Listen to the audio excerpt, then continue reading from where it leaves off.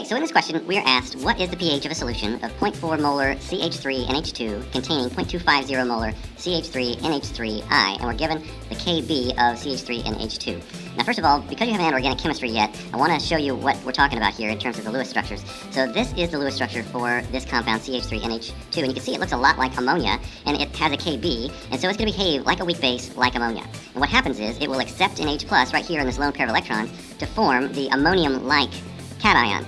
And this compound right here is just the salt that a salt that contains that ammonium-like cation. So this problem is all about a weak base and its conjugate acid. And so there's two approaches we can take to solving this problem. And I want to show you each one, and you can decide whichever one you like best. So the reaction that's going to be established here is we're going to have our weak base, and it's going to behave like a weak base, so it's going to react with water in a reversible way to give us the cation.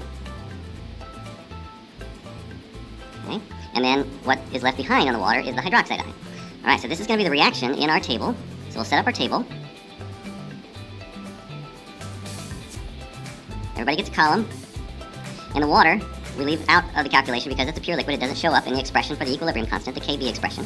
Alright, and so initially what we're told is we have 0.400 molar of the weak base. So our initial concentration is 0.400, but we're also told that we have 0.250 molar of this salt that contains the cation of the weak base, the conjugate acid of the weak base. So that's going to be the concentration that I plug in right here. So that becomes 0.250, right?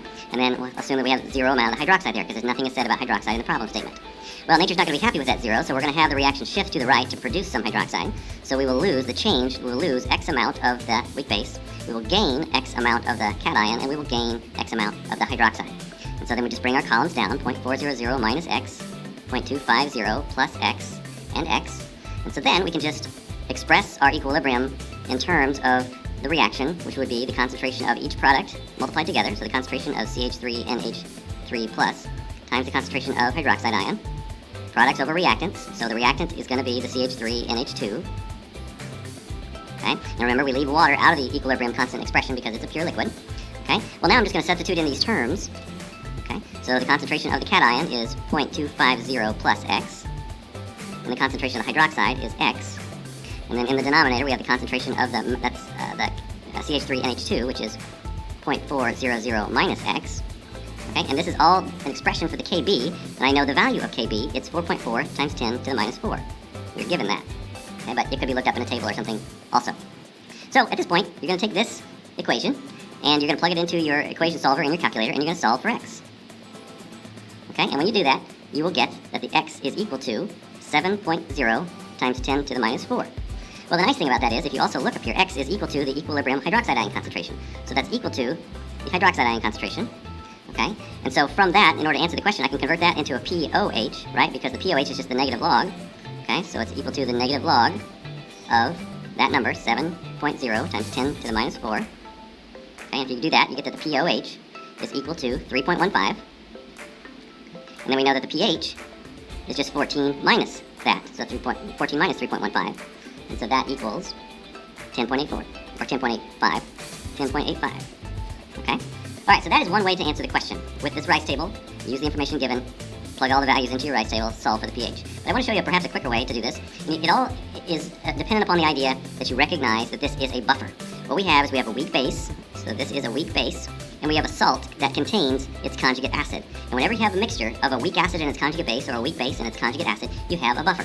And whenever you have a buffer, then you can use a nice little equation called the Henderson-Hasselbalch equation to calculate the pH. And really, this equation is just all this work kind of condensed down into one equation.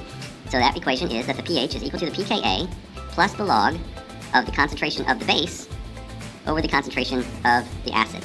Okay? So one thing we need to do in order to use this equation is we do need to calculate the Ka, because that is not readily available. What we have is we have the Kb of the base. But remember, the Ka of the conjugate acid is related to the Kb of the base by this relationship. So Kw equals Ka times Kb, right? So if I want to find the Ka, it's just equal to Kw divided by Kb. Well, I know Kw, that's the auto-ionization constant for water, so that's just 1 times 10 to the minus 14 at 25 degrees Celsius. We'll assume that's what temperature we are at. And then we just divide that by the Kb, which we're given, which is 4.4 times 10 to the minus 4. Okay? So if you do that math, you get that the Kb is equal, the Ka is equal to 2.3 times 10 to the minus 11. Okay? Now we're just going to use that in the Henderson-Hasselbalch equation. So the pH is equal to pKa, so it's the negative log of the Ka plus the log of the concentration of the base, which the base is the CH3NH2, so that's 0.4, over the concentration of the acid, and the acid is going to be the concentration of this salt that contains the conjugate acid, which is 0.25. So move up here, 0.250. Okay, so that's the Henderson-Hasselbalch with all the numbers substituted in.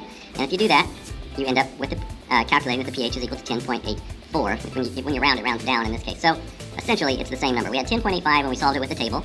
We have 10.84 when we used Henderson-Hasselbalch. Essentially, it's the same answer.